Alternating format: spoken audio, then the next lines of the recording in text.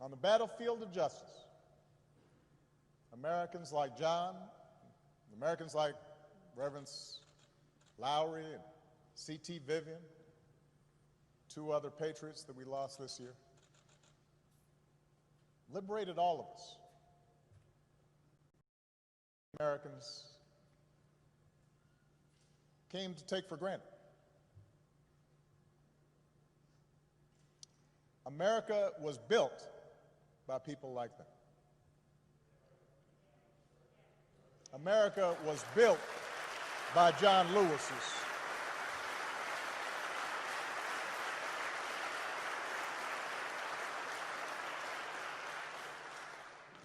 He, as much as anyone in our history, brought this country a little bit closer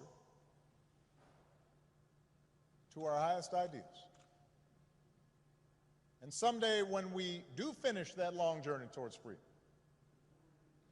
when we do form a more perfect union, whether it's years from now or decades or even if it takes centuries, John Lewis will be a founding father of that fuller, fairer, better America.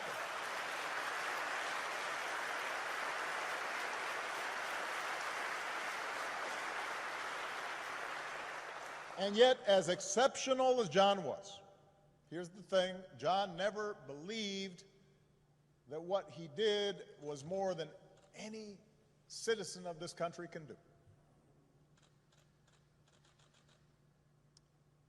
I mentioned in the statement the day John passed,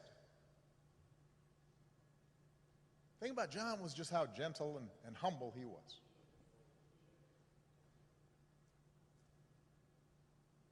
And despite this storied, remarkable career, he treated everyone with kindness and respect because it was innate to him, this idea that any of us can do what he did if we're willing to persevere. He believed that in all of us there exists the capacity for great courage. In all of us there's a longing to do what's right. That in all of us there's a willingness to love all people and to extend to them their God-given rights to dignity and respect.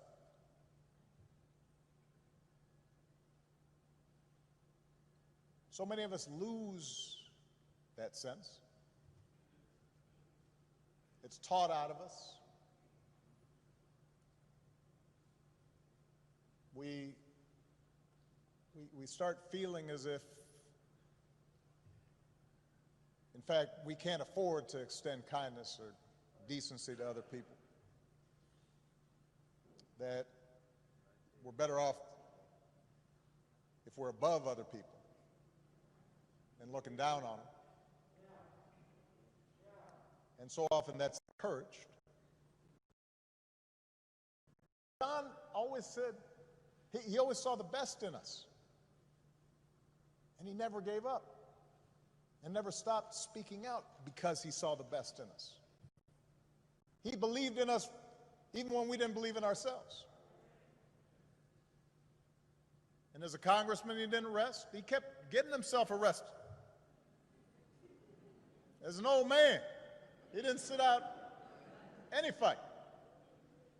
Sat in all night long on the floor of the United States Capitol. I know his staff was stressed.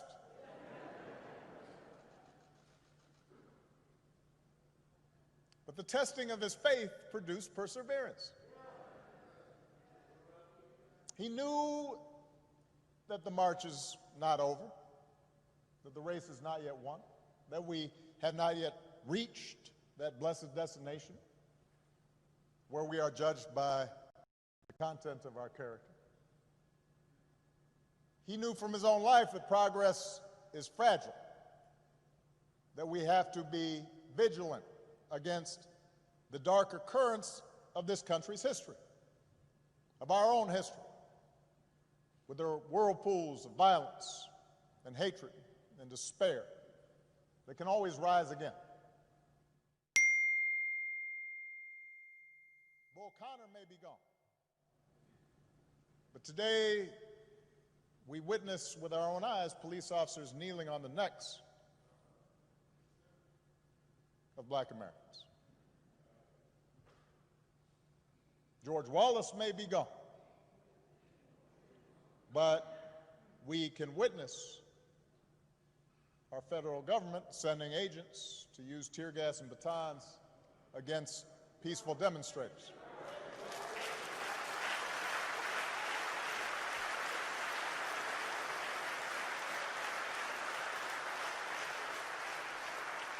We may no longer have to guess the number of jelly beans in a jar in order to cast a ballot. But we sit here.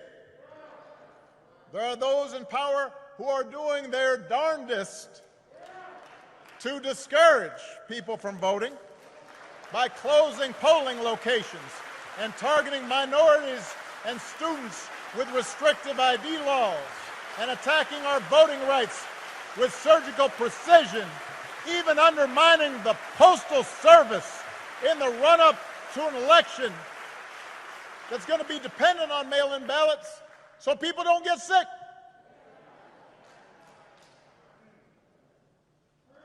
Now, I know this is a celebration of John's life.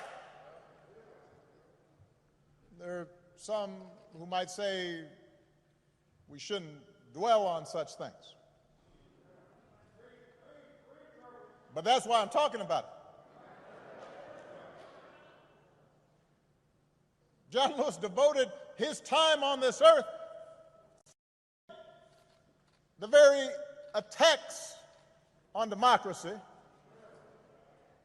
and what's best in America that we're seeing circulate right now.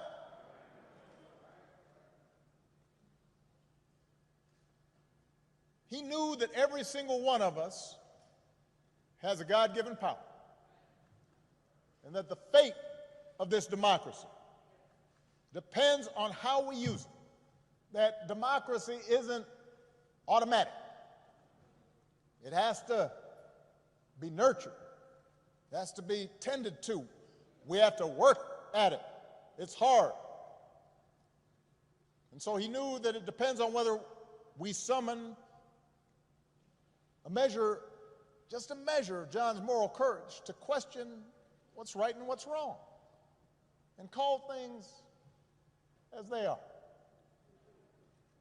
He said that as long as he had a breath in his body, he did everything he could to preserve this democracy. And as long as we have breath in our bodies,